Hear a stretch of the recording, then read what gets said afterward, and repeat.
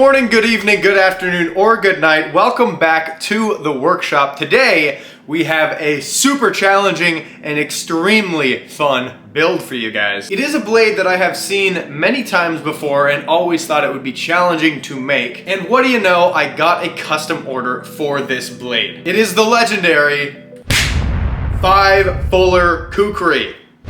Now, it's no secret that Kukris are some of my favorite knives, but the 5-fuller Kukri is a specific type of Kukri that has 4 fullers. No, I'm just kidding, it has 5 fullers. And so this is going to be a Damascus steel 5-fuller Kukri with a really tricked out and super snazzy handle. I'm gonna be using a billet of Damascus steel that I made a few weeks ago for a different custom order that I kept specifically for this project. This is a 200 layer Damascus bar with a bunch of really cool accent layers in there, so it's gonna pop really nicely. This Damascus is 1084 and 15N20 high carbon steels, which will give us a wonderful contrast of black and silver when we etch it in ferrochloride and instant coffee. And one of the things I'm most excited for on this piece is because there are 5 fullers on it, it is going to make this random pattern Damascus look absolutely insane. Because if you've ever seen a Damascus random pattern sword with a fuller in it, or a knife with a fuller in it, the fuller exposes those lower layers and creates these repeating raindrops inside of each fuller that look super, super snazzy. So let's get out to the forge, heat it up, and forge out this piece of Damascus steel into our Kukri.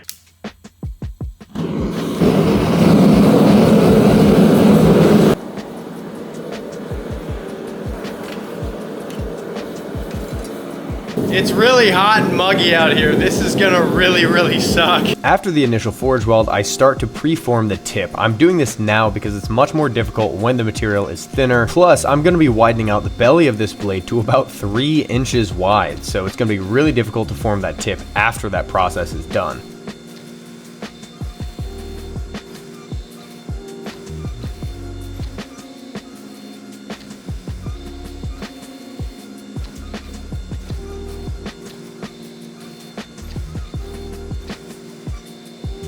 Before each forging pass, I use a steel brush to brush all that scale off of the surface of the steel. This is so important because if you leave that scale on there, you're just going to be pushing it further and further into the steel, which can create inclusions and essentially big potholes in the steel after you remove all the scale, forcing you to grind the blade thinner and thinner.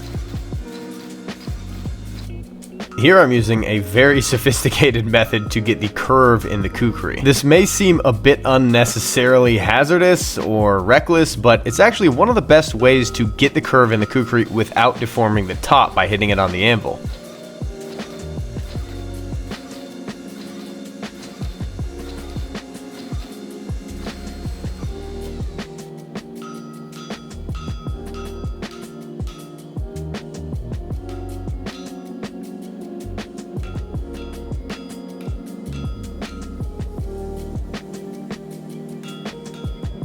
After my profile is perfect, I use some soapstone to mark off the area that I'm going to isolate out for the tang. Using that mark as a guide, I went in and I cut 2 grooves on either side where the shoulders of the tang are going to be to make isolating that out and forging a whole lot easier. After the complete profile of the blade is done and it's all to thickness, I move on to the full flat dies to flatten it out and get it ready for thermocycling. Thermocycling is done to relieve any stresses built up during the forging of the steel and also make it dead soft so it's easy to machine. This first step is called normalizing, and in this case I'm heating it up to 1525, letting it soak for 10 minutes and then taking it out and letting it cool in ambient temperatures. Part 2 of thermocycling is called annealing. In this case I'm doing a DET anneal, so you heat it up to a very specific temperature, you let it soak for 30 minutes, and then you simply turn the kiln off with the knife inside of it, allowing it to cool extremely slowly. This not only gives the knife an extremely fine grain structure and makes it super soft and easy to machine, but it also makes the steel much more sensitive and receptive to different specific heat treat protocols. This is exactly what you want when you have highly calibrated heat treating equipment and a very specific heat treat recipe for different steels to bring out different properties. After I get all of that super hard forged scale off of the steel with the angle grinder, I cut out a stencil for the knife that I'm going to put on the steel and trace so I know exactly what I'm going to grind.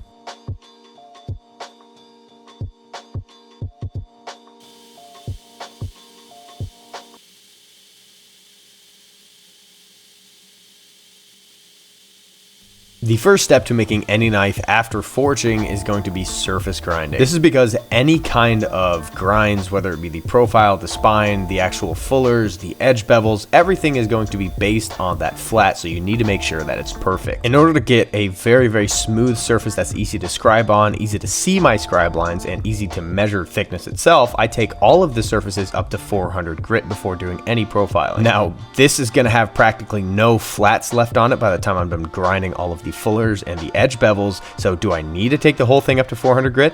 No. Does it make the process a heck of a lot easier and more precise? Oh yeah.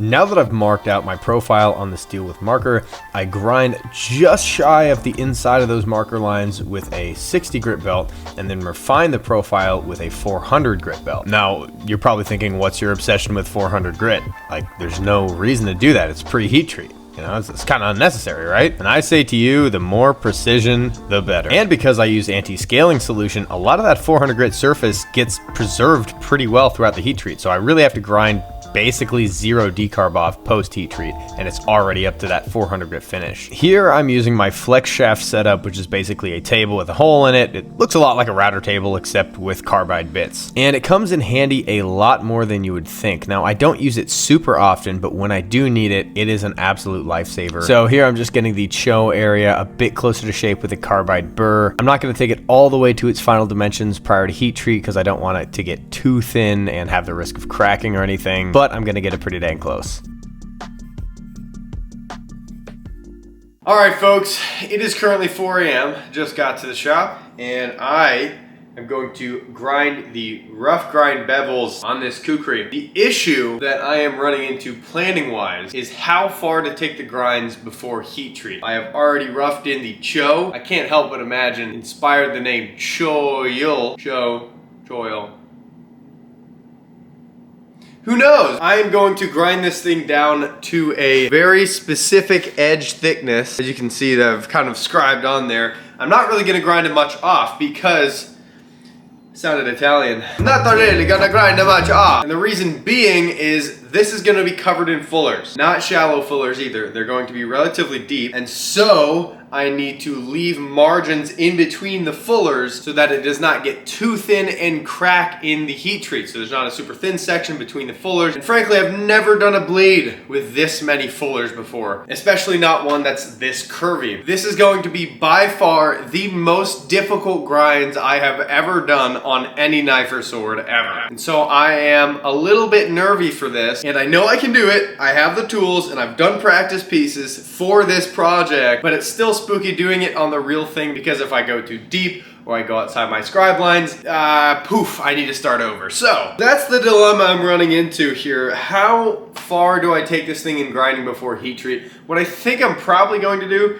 is I'm going to, as you can see, I put the file guide on there, and I'm not going to take the bevel all the way back yet. I'm going to take it back to where it stops about an 1/8 inch shy of the beginning of the choe. And I'm going to take that edge down to 0.166, so not a whole lot of stock reduction going on there. And then I think I'm going to make sure everything's flat, come back over here, scribe on my fullers, and then grind probably 50% depth fullers into this blade so it's thin enough to harden completely. I mean, technically I could probably harden it at full thickness here. That's usually not a great idea with super wide blades because the heat conduction would leave this kind of middle section here more prone to not harden completely and thus look like dog poo in the edge. So suffice it to say, this is a many-faceted issue that I have to overcome, and it is not an issue of mistakes, it is an issue of I've never done this before and it is very difficult. And you guys might see me start over after this. I literally had dreams about this last night, knowing that I was gonna come to the shop and do this today. Without further ado, let's get over to the grinder and get this base bevel ground so we can then come back over here, dike-em the heck out of it, and scribe out our fullers. Now, you might be wondering, why is this such a scary process? Why am I so nervous about it?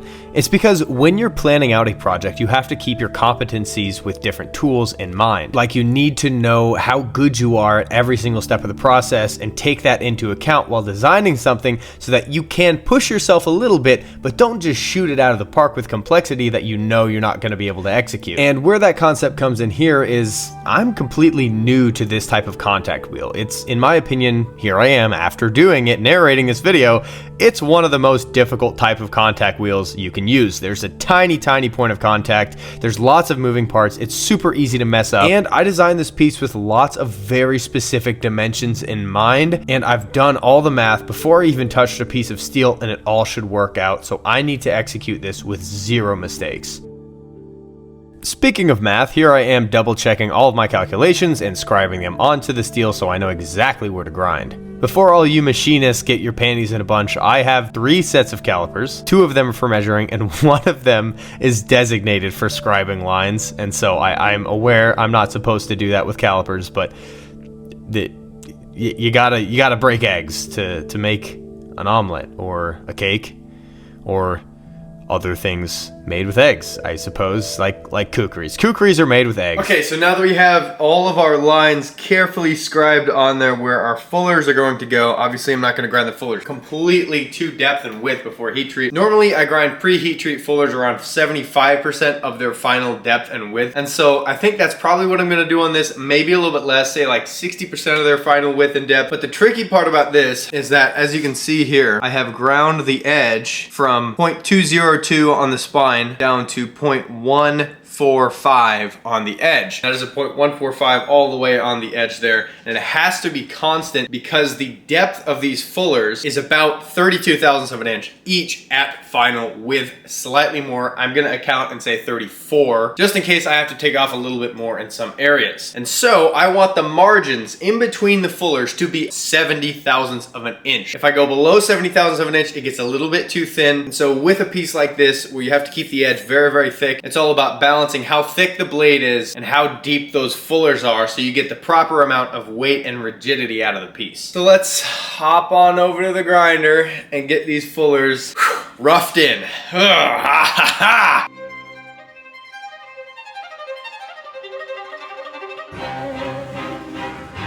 One of the most fun things that I get to do in the shop is learn how to use new tools, and like I said earlier, this is a completely new tool to me, which means that it's a new skill that I'm not good at that I now have the opportunity to get good at. And not only that, it also opens up a lot of doors to different projects I can do, different types of fullers, different types of complex sculpting. And rest assured, I'm not being paid to say any of this, but this wheel, made by Broadbeck Ironworks and kind of conceptualized by my good friend Matt Stagmer over there at That Works, is a pretty ingenious design because there's not really a whole lot of other ways to make things like a flat bottom fuller or a triangular cross-section fuller that curves with the contouring of the blade. And you can also do tons of other things with it, obviously, like sculpting guards and fittings and handles. Oftentimes when I'm doing really complex grinds, I will turn off all the lights in the shop and rely on my lamps. In this setup, you can't see all of them, but I have a lamp on the far side, a lamp on the near side, and a lamp underneath. And with all the other lights turned off in the shop, I can very clearly see the reflections of those lights on the workpiece, and I know exactly where I'm cutting. I can see my scribe lines very clearly, and turning off the lights in the shop kind of acts like putting side blinders on a racehorse. It kind of dulls out everything else going on around it so your brain has no other input and you can fully focus on the workpiece that you're holding. And combine that with noise canceling headphones and really good music, and you have yourself a recipe for turbo focus mode.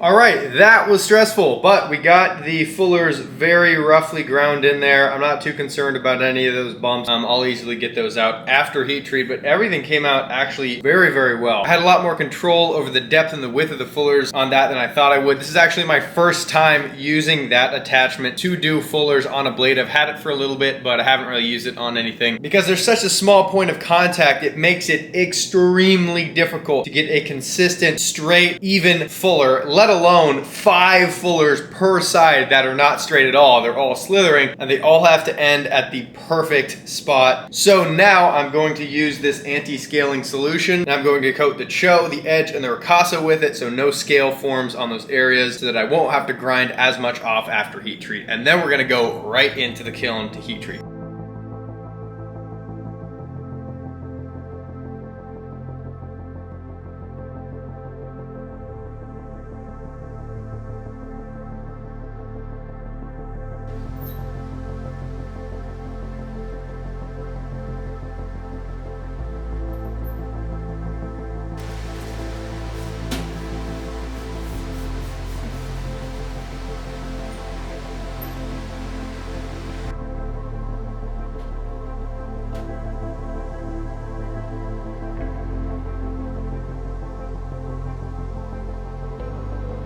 After the heat treat is complete, I used a granite block to ensure that it's completely flat and straight, and also bring those flat reference planes back up to an even 400 grit finish. Now, as I grind what will be the high points of the fullers down to their final dimensions, you may wonder, why am I wearing a glove on my right hand? That's because, long story short, a piece of glass fell on my thumb from a lamp in the ceiling that overheated and broke, and seriously sliced the back of my thumb. I was very lucky that it did not fully sever the tendon on the back of my thumb, but it did completely cut that nerve, so I have no feeling in the end of my thumb now. I needed 8 stitches and the rest was able to be glued together. I'm grinding this legitimately 2 days after it happened. I certainly should not be, because my range of motion of my thumb is very low, and if I bend it too much I can rip open those stitches, but I decided that I needed to get this done, so I put a glove over it to keep it dry and then duct taped my thumb so it couldn't bend too much.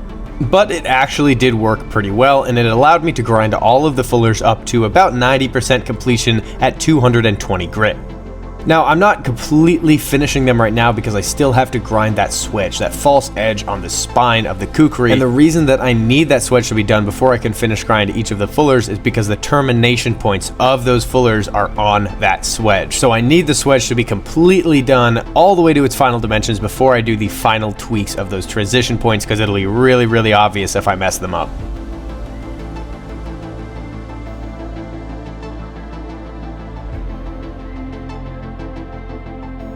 And now the most difficult step of this whole process, finish grinding the fullers. Now that the swedge is completely ground in and up to 400 grit, I can do the final tweaks on it and make sure everything is perfect in preparation for hand sanding.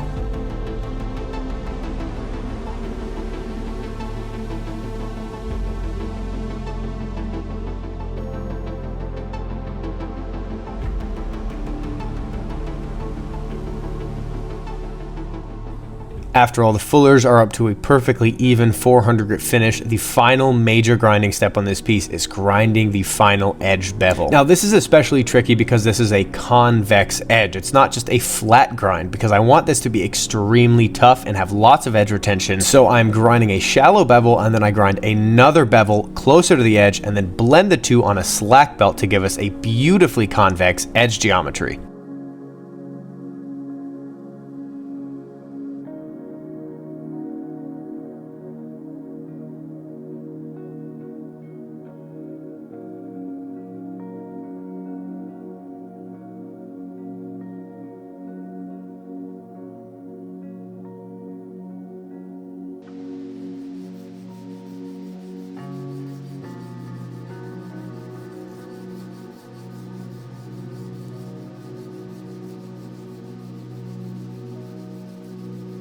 All I'm doing right now is using 400 grit to smooth out any of those tiny little bumps in those fullers that were left from the grinding process that are kind of inevitable when using that kind of contact wheel. But the reason I'm doing this now is because if there are any big issues or gouges or areas that I didn't quite get up to grit, I will notice them very, very clearly in this step, and I can fix them before moving on to the handle.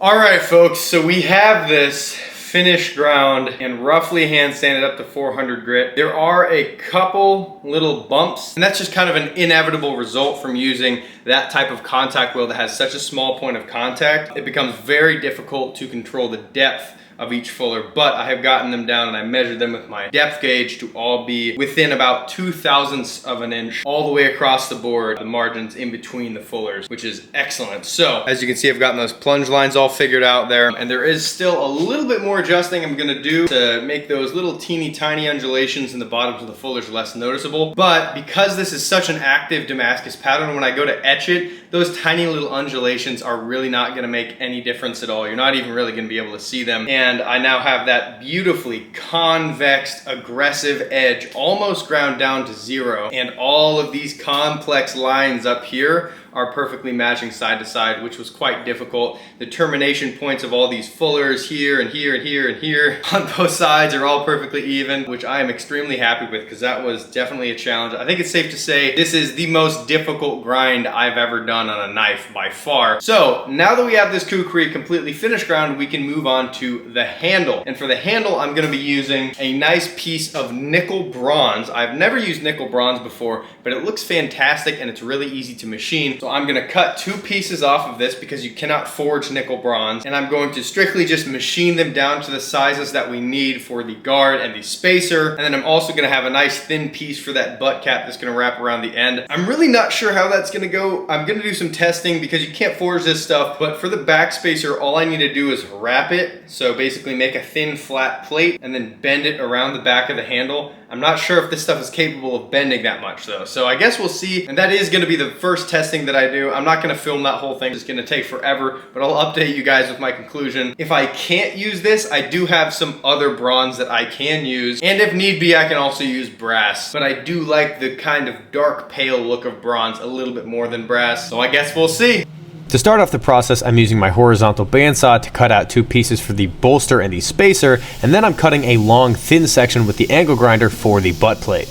After grinding and sanding each block so it's perfectly 90 degrees and parallel all the way around, I scribe on the profile of the top of the bolster. The reason that I only grind the top and not the bottom, as of right now I leave a little bit extra on the bottom, is because as I'm machining, I really only need that top to be roughly profiled to get that fit up perfect. Plus, in the process of hammering this thing onto the blade over and over and over again, you can scratch or dent the bottom of the fitting, and you want to be able to remove that damaged material later. Now that the top of the bolster is finished shaped and sanded up to 220 grit, I cover it in blue Dicam and prepare to scribe out my lines for milling the slot. Now, because the top of this bolster isn't just a flat surface, the milling process becomes a lot more complex and tricky. Now, I am not going to tolerate any kind of gapping in between the sides of the slot and the blade itself, so I need to mill this thing perfectly.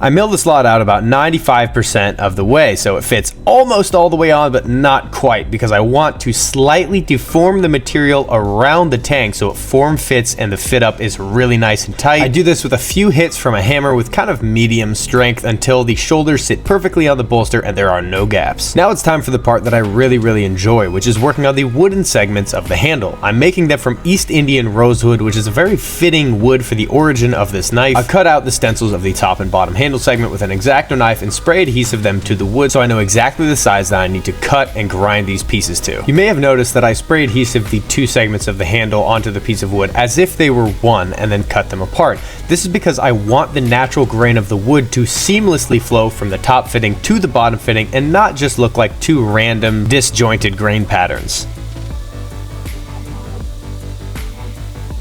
The footage I got of milling out the top handle segment was all super blurry and out of focus, so we're skipping right to bedding the top handle segment to the tang. I'm using some super strong 45-minute epoxy and coating the inside of the slot of the handle segment, and then I coat the tang with a very thin layer of machining grease. This allows the epoxy to form fit perfectly around the tang while not permanently adhering to it. This not only creates a flawless slot, but it also creates an airtight fit and further solidifies and strengthens the inside of that slot in the wood.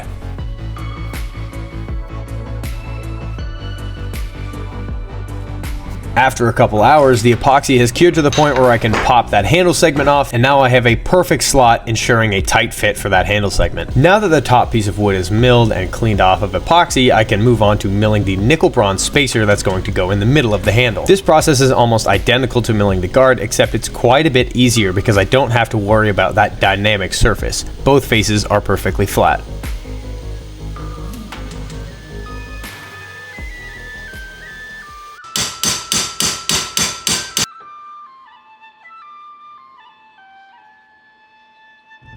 Now that that spacer is slotted and fit tightly and there's no light coming through between the spacer and the upper handle segment, I move on to bedding the lower handle segment of the East Indian rosewood handle.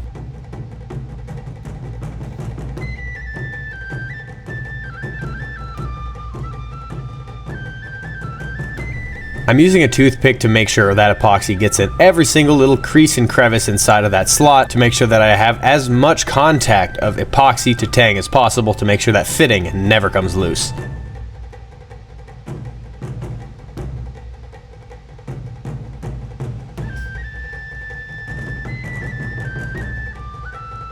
After bedding both pieces of the handle wood, I take them over to the grinder and profile them in the XY axis. This is just removing any other bulky pieces of material so I can start to get a better look at the finished profile of this knife as I move on to the butt cap and pommel nut.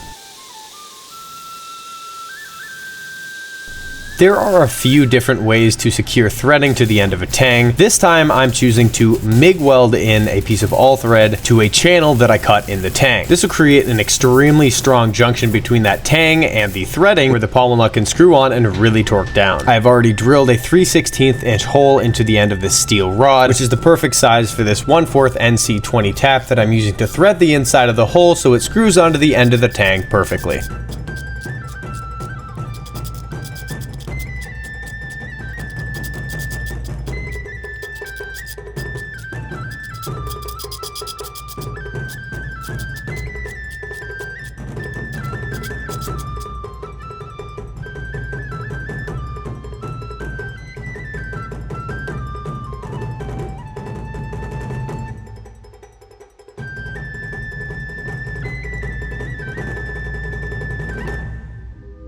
I did actually successfully bend that piece of nickel bronze without any cracking or micro fractures, so we are good to go on shaping it to the back of that handle segment. This is a pretty tricky process because there's a lot of surface area and all of it is curving. It's also an exponential curve, not a constant curve, so it has to fit on a very specific way or there will be a ton of gaps. This is why alignment pins are so stinking important, and we'll get to that in just a second.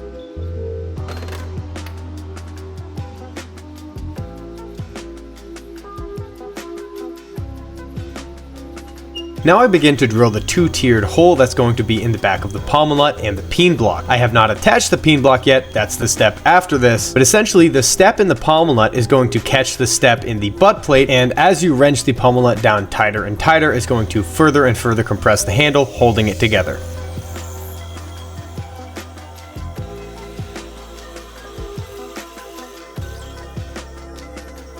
After boring out the main hole, I start to drill the alignment pin holes. These need to be perpendicular to that specific segment of the curve because I'm going to peen over and dome the tops of those pins. This will add an extra functional and beautiful aspect to the back of the butt plate.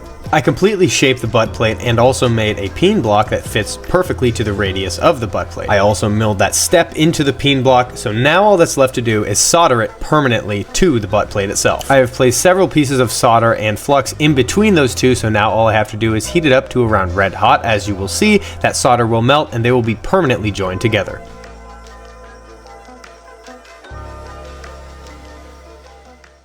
Alright, so as we can see, the pommel, or rather the butt plate, and the peen block are now permanently connected by solder. I have those alignment pins installed, and I also have the pommel nut roughed in as you saw me do earlier, and that fit up is dang near seamless. So what I'm gonna do now is I'm gonna come in with sandpaper and I'm gonna clean up this nasty transition right here and bring this whole surface all the way back up to a nice 600 grit. And then after that, I'm going to move on to shaping the guard and the spacer. Normally I do the guard and spacer first, but because this one had a lot of complex little parts that I had to line up properly, I ended up doing this first so that when I tighten it with the pommel nut over and over and over again, it always goes back to the same spot. So now we're gonna move on to cleaning up the top of this, and then we can move on to these two.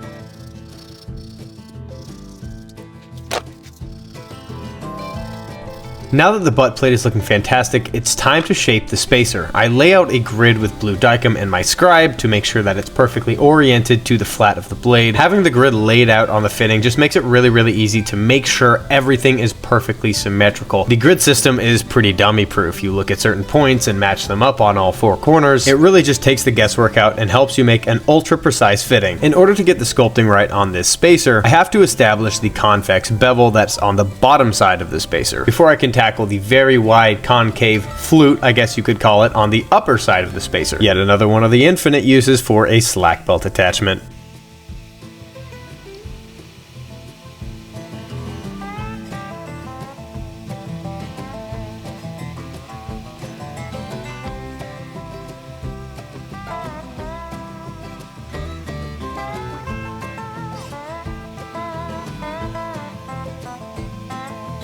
After finish grinding the fitting, I move over to the flex shaft setup and I carve in a tiny little flute or groove into the middle of the concave section of the spacer. A lot of the original 5-fuller Kukris and other types of Kukris have these small grooves in the middle of the handle, so I saw it fitting to add this detail to the design.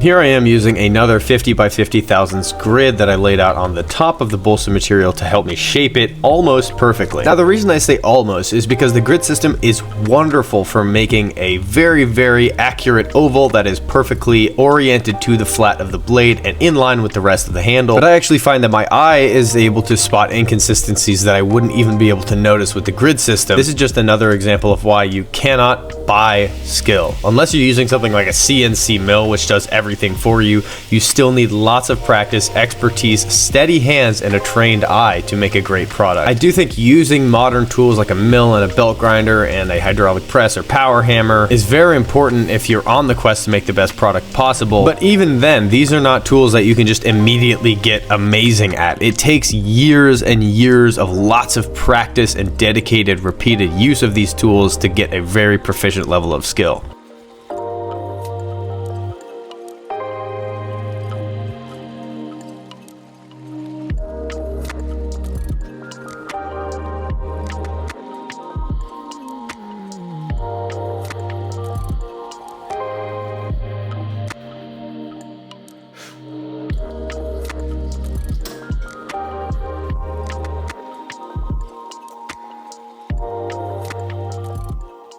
Oh Oh man, this is looking fantastic. So obviously the blade is finished ground and I just finished up all of the handle components. Now they are test patinaed right now, meaning that this is roughly going to be the patina and the finish that they have when they're completely done. But I will most likely redo that closer to when this thing is finished, just to make sure they're all perfect in case they get dinged up during the many times I'm going to be taking it on and off while I sculpt the pieces of East Indian rosewood that are the handle. And that is the next part. I'm going to use these fittings and scribe on the perimeters of these fittings onto the East Indian rosewood, and then I'm going to shape the East Indian rosewood into an actual handle so it doesn't just look like a block. And after that, I mean, this thing is nearly complete. It is very, very close to being done, so I'm very excited. Let's get to shaping these handles. I used the scribe to lightly scratch the perimeter of the bolster and the middle spacer onto the top and bottom of the wood, so that I can just come barely shy of them. I'm gonna leave about 10 thousandths proud so I can do a museum fit. This is really tricky because if I accidentally take off a little bit too much and go past or too close to that scribe line, the entire thing is basically ruined. This process requires very, very steady hands and excellent lighting. That's why you need lots of very bright LED lamps by your grinders, because if you can't see what you're doing, you have no idea how much you're taking off and you could easily destroy a fitting.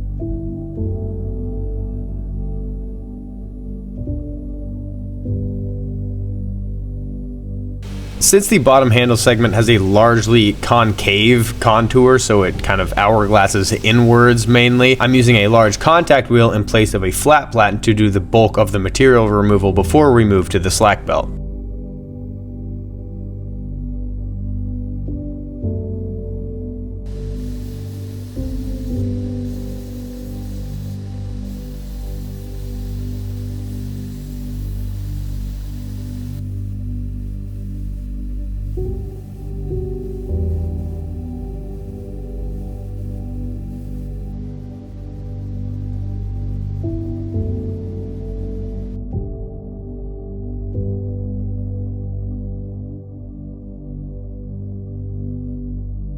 Now it's time to do the extremely laborious final hand sanding on the blade. I'm taking it up from its current state of 400 grit all the way up to 1500 grit. So 400, 600, 800, 1000, 1200, and then 1500 grit. I've found that a smaller grit progression gives me a little bit easier time at each stage and also gives me a better finish at the end.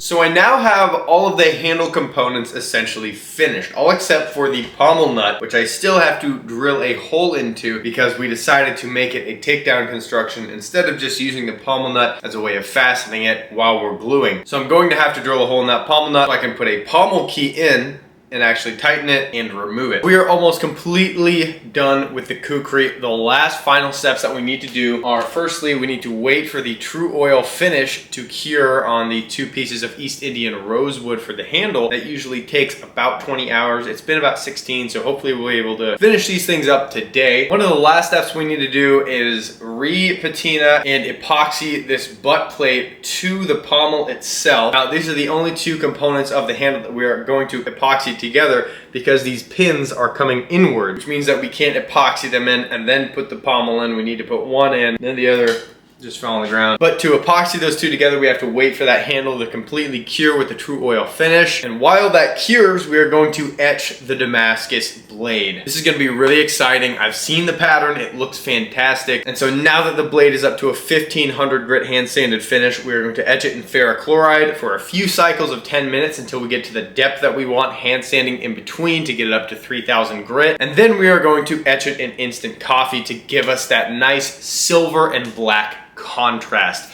So let's get to it. As you can see, we have nail polished the portion that's going to be contacting the guard, and then a small portion of the tang that's going to be submerged in the ferrochloride. This is simply to keep the ferric from etching away any of that area that we want to stay the exact same dimension, so the guard fit up is nice and tight.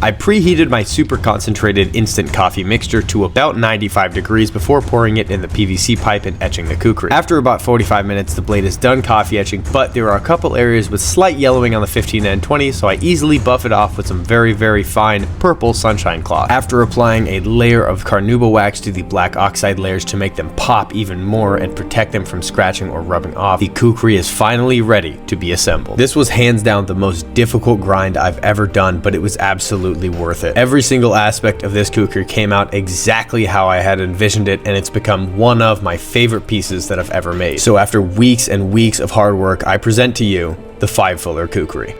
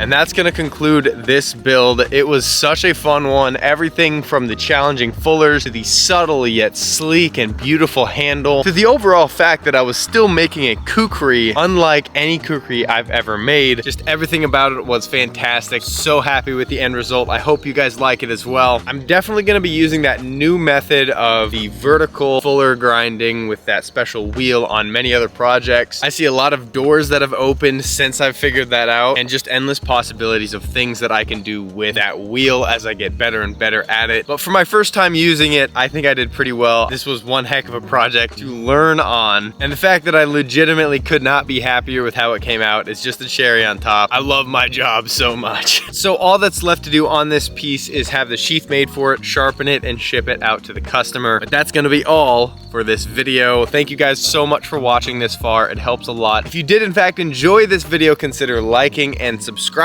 to my page. There's lots of swords and daggers and other wacky stuff in the near future. But let me know down in the comments what you guys want to see me make next. I will see you guys in the next one. Bye.